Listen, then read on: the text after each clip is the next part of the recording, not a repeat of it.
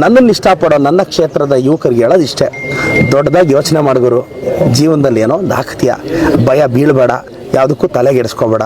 ನೀನು ಅಂದ್ಕೊಂಡಿದ್ದು ರೀಚ್ ಆಗೋದೇ ಮುಖ್ಯ. ಬೈಕೊಳ್ಳೋನು ಬೈಕೊತಾನೇ ಇರ್ತಾನೆ. ಪ್ರಾಮಾಣಿಕತೆ ಇದ್ದರೆ ನನಗೆ, ನಾನು ಪುಟಗಳ ಸಮೇತ ಈಗ ರಿಪೋರ್ಟ್ ಕಾರ್ಡ್ನ ನನ್ನ ವೆಬ್ಸೈಟ್ಗೂ ಅಪ್ಲೋಡ್ ಮಾಡ್ತೀನಿ. ಸಾರ್ವಜನಿಕರು ಯಾರು ಬೇಕಾದರೂ ನೋಡ್ಕೊಳ್ಳಿ.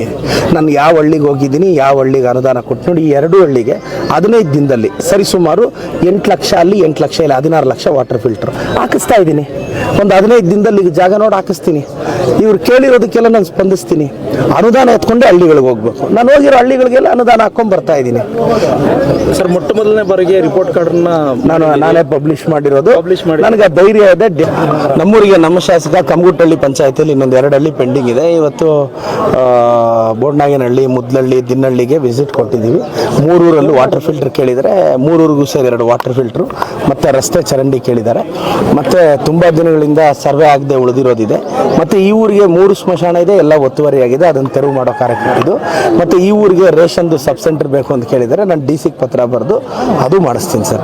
ಇಷ್ಟು ಈ ಊರಿಗೆ. ಪ್ರಮುಖವಾಗಿ ಬಸ್ನ ವ್ಯವಸ್ಥೆ ಕೂಡ ಇಲ್ಲ ಅಂತ. ಅದೇ ಬಸ್ನ ವ್ಯವಸ್ಥೆ ನನಗೆ ಅವರು KSRTC ಅವ್ರಿಗೆ ಹೇಳಿದ್ದೀನಿ, ಸರ್ವೆ ಮಾಡಿ ಯಾವ ಥರ ರೂಟ್ ಹಾಕ್ಬೋದು. ಮತ್ತು ಅದೇನಂದರೆ ಹಾಕ್ತಾರೆ, ಜನ ಇಲ್ಲ ಅಂತ ಕ್ಯಾನ್ಸಲ್ ಆಗೋಗುತ್ತೆ ಅಂತ ಅವ್ರು ಹೇಳೋದು. ಅದು ಫರ್ದರ್ ರಿಪೀಟ್ ಆಗ್ದಂಗೆ ಹೆಂಗೆ ಅವ್ರು ಹೇಳೋದು ಆ ಥರ. ಅದಕ್ಕೆ ಅದನ್ನ ಹೆಂಗೆ ಒಂದ್ಸಲ ಸ್ಟಾರ್ಟ್ ಮಾಡಿದ್ಮೇಲೆ ಅದು ನಿಲ್ದಂಗೆ ಹೆಂಗೆ ನೋಡ್ಕೋಬಹುದು ಅಂತ ಮಾಡೋಣ ಸರ್. ದಿನಹಳ್ಳಿಯಲ್ಲಿ ಸೈಟ್ಗಳ ಒಂದು ಸಮಸ್ಯೆ ಜಾಸ್ತಿ. 50 ಸೈಟ್ಗೆ ಈ ಸತ್ ಕೊಡಬೇಕು. ನಾವು 4 ತಿಂಗಳು ಟೈಮ್ ಕೇಳಿದ್ದೀವಿ ಇವರು.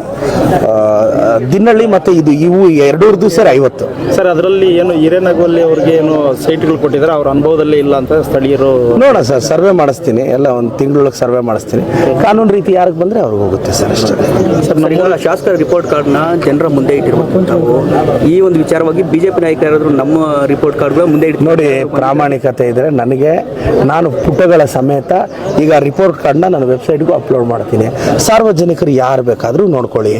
ನಾನು ಯಾವ ಹಳ್ಳಿಗೆ ಹೋಗಿದ್ದೀನಿ, ಯಾವ ಹಳ್ಳಿಗೆ ಅನುದಾನ ಕೊಟ್ಟು ನೋಡಿ, ಈ 2 ಹಳ್ಳಿಗೆ 15 ದಿನದಲ್ಲಿ ಸರಿಸುಮಾರು 8 ಲಕ್ಷ, ಅಲ್ಲಿ 8 ಲಕ್ಷ ಇಲ್ಲ 16 ಲಕ್ಷ ವಾಟರ್ ಫಿಲ್ಟರ್ ಹಾಕಿಸ್ತಾ ಇದ್ದೀನಿ.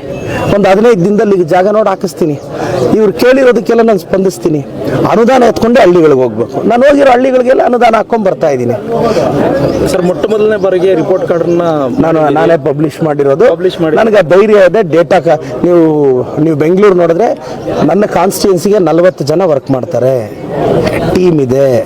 ಈಗ ನಾನು ಇವತ್ತು ಹಳ್ಳಿ ಹೋಗಿದ ತಕ್ಷಣ ಎಂಟೈರ್ ಇಲಾಖೆಗಳಿಂದ ನನ್ನ ಟೀಮ್ ರಿಪೋರ್ಟ್ ತರಿಸ್ಕೊಳ್ಳುತ್ತೆ. ಅದಕ್ಕೆ ಡೆಡಿಕೇಟೆಡ್ ಆಗಿ 40 ಜನ ಇದ್ದಾರೆ. ಒಬ್ಬೊಬ್ರಿಗೆ 20,000 ಸಂಬಳ ಕೊಟ್ಟು ನಾನು 8 ಲಕ್ಷ ರೂಪಾಯಿ ಅವ್ರಿಗೆ ಸ್ಯಾಲ್ರಿ ಕೊಡ್ತಾ ಇದ್ದೀನಿ. ಅಮ್ಮ ಆಂಬುಲೆನ್ಸು, ಡೇಟಾ ಮ್ಯಾನೇಜ್ಮೆಂಟು, ಯಾವ ಹಳ್ಳಿ ಫಾಲೋ ಅಪ್ಪು.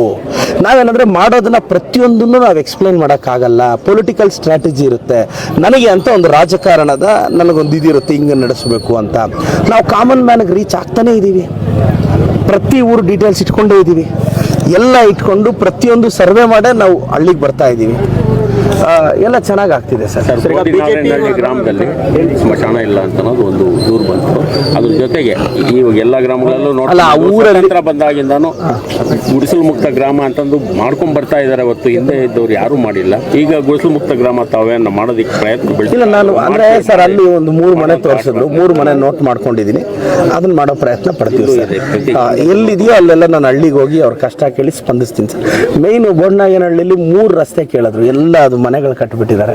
ಅವ್ರನ್ನೆಲ್ಲ ಕೂರಿಸಿ ಮಾತುಕತೆ ಮಾಡಿ ರಾಜಿ ಮಾಡಿದ್ದೀನಿ. ಆ 3 ರಸ್ತೆನೂ ಹಾಕ್ಕೊಡ್ತೀನಿ. ಎಲ್ಲ ಜನರ ಸಾಮಾನ್ಯರ ಕಷ್ಟಕ್ಕೆ ಸ್ಪಂದಿಸ್ತೀವಿ. ಸ್ಮಶಾನದ ಬಗ್ಗೆ ನಾನು ಮಾಡಿಸ್ತೀನಿ, ಆದಷ್ಟು ಬೇಗ ಮಾಡಿಸ್ತೀನಿ. ನಗರಸಭೆ 6 ಜನ ಏನು ಅನರ್ಹರಾಗಿದ್ರು, ಅವರು ಸ್ಟೇ ಅದೇನಿರುತ್ತೆ ಅವ್ರು ನಿನ್ನೆ ಡಾಕ್ಯುಮೆಂಟ್ಸ್ ಅದು ಇದು 7 ದಿನಕ್ಕೆ ಮಾತ್ರ ಕೊಟ್ಟಿದ್ದಾರೆ.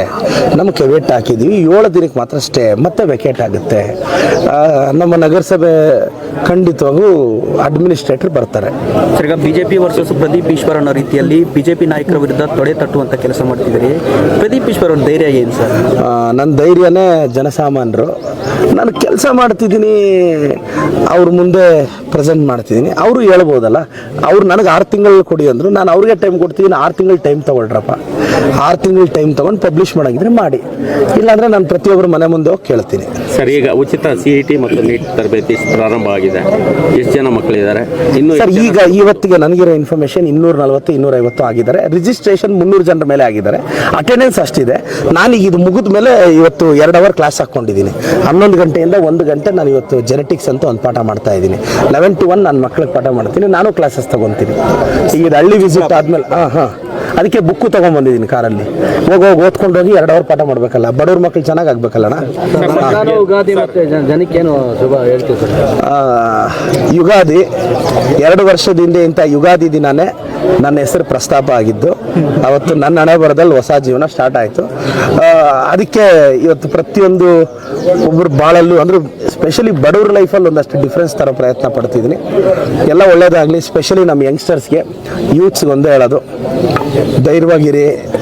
ನಮ್ಗೆ ಹೊಸ ವರ್ಷ ಅಂದರೆ ಯುಗಾದಿ, ನ್ಯೂ ಇಯರ್ ಅಲ್ಲ. ಪ್ರಯತ್ನ ಪಡಿ, ಕಿವಿ ಚೆನ್ನಾಗಿ ಮುಚ್ಕೊಳ್ಳಿ, ಯಾರು ಏನು ಅಂದ್ಕೊಂಡ್ರು ಕೇಳಿಸ್ಕೋಬೇಡಿ, ಸೋಷಿಯಲ್ ಮೀಡಿಯಾದಲ್ಲಿ ಏನು ಬಂದರೂ ತಲೆಗೆಡಿಸ್ಕೋಬೇಡಿ. ನೀವೇನೋ ಡಿಸೈಡ್ ಮಾಡಿ, ಬರೆದಿರೋ ಪರೀಕ್ಷೆಯಲ್ಲಿ ರ್ಯಾಂಕ್ ಬರಬೇಕಷ್ಟೆ. ಕೈ ಹಾಕಿರೋ ಬಿಸ್ನೆಸ್ಸಲ್ಲಿ ಗೆಲ್ಲಬೇಕಷ್ಟೆ. ನೀವು ಹಾಕೋ ಪ್ರಯತ್ನದಲ್ಲಿ ಯಶಸ್ವಿ ಆಗ್ಬೇಕು ಅಷ್ಟೇ, ಕಣ್ಣು ಮುಂದೆ ಇರಬೇಕು. ಯಾವುದು ತಲೆ ಕೆಡಿಸ್ಕೋಬೋದು. ಬಾಗ್ನಿವೆಲ್ಲ ಅಂತ ಒಂದು ಗಿಡ ಇದೆ. ಆ ಗಿಡದ ವಿಶೇಷತೆ ಏನು ಗೊತ್ತಾ ಸರ್? ಬಾಗ್ನಿವೆಲ್ಲದು ನೀವು ನೀರು ಹಾಕಿದ್ರೆ ಎಲೆ ಬಿಡುತ್ತೆ, ನೀರು ಹಾಕಲಿಲ್ಲ ಅಂದರೆ ಫ್ಲವರ್ ಬಿಡುತ್ತೆ. ಯಾಕೆ ಗೊತ್ತಾ? ನೀವು ನೀರು ಹಾಕದೇ ಇದ್ದಾಗ ಆ ಬಾಗ್ನಿವೆಲ್ಲ ಫ್ಲವರ್ ಬಿಡುತ್ತೆ. ಯಾಕೆ ಅಂದರೆ ಪುಕ್ಸಟ್ಟೆ ನನಗೆ ಯಾವನು ನೀರು ಹಾಕಬೇಡಿ, ನಾನು ಬ್ಯೂಟಿಫುಲ್ ಆದ ಫ್ಲವರ್ ಬಿಡ್ತೀನಿ, ಅದನ್ನ ನೋಡ್ಕೊಂಡು ನೀರು ಹಾಕಿ, ನಿಮ್ಮ ಪುಕ್ಸಟ್ಟೆ ನೀರು ನನಗೆ ಯಾಕೆ ಅಂತ. ಆಫ್ಟರ್ ಆಲ್ ಒಂದು ಹೂವನ್ನೇ ಸ್ವಾಭಿಮಾನದಿಂದ ಕೆಚ್ಚದೆಯಿಂದ ಹೇಳಬೇಕಾದ್ರೆ ಆ ರೆಡಿ ಕಟ್ಔಟ್ಗಳು. ನಮ್ಗೆ ಆ ಸ್ವಾಭಿಮಾನ ಇಲ್ಲ ಅಂದರೆ ಹೇಗೆ? ನನ್ನನ್ನು ಇಷ್ಟಪಡೋ ನನ್ನ ಕ್ಷೇತ್ರದ ಯುವಕರಿಗೆ ಹೇಳೋದು ಇಷ್ಟೇ, ದೊಡ್ಡದಾಗಿ ಯೋಚನೆ ಮಾಡಿದ್ರು. ಜೀವನದಲ್ಲಿ ಏನೋ ಒಂದು ಆಗ್ತೀಯ, ಭಯ ಬೀಳಬೇಡ, ಯಾವುದಕ್ಕೂ ತಲೆಗೆಡಿಸ್ಕೋಬೇಡ. ನೀನು ಅಂದ್ಕೊಂಡಿದ್ದು ರೀಚ್ ಆಗೋದೇ ಮುಖ್ಯ. ಬೈಕೊಳ್ಳೋನು ಬೈಕೊಂತಾನೇ ಇರ್ತಾನೆ, ಬೈಸ್ಕೊಳ್ಳೋನೇ ಸಾಮ್ರಾಜ್ಯಕ್ಕೆ ಅಧಿಪತಿ ಆಗ್ತಾನೆ.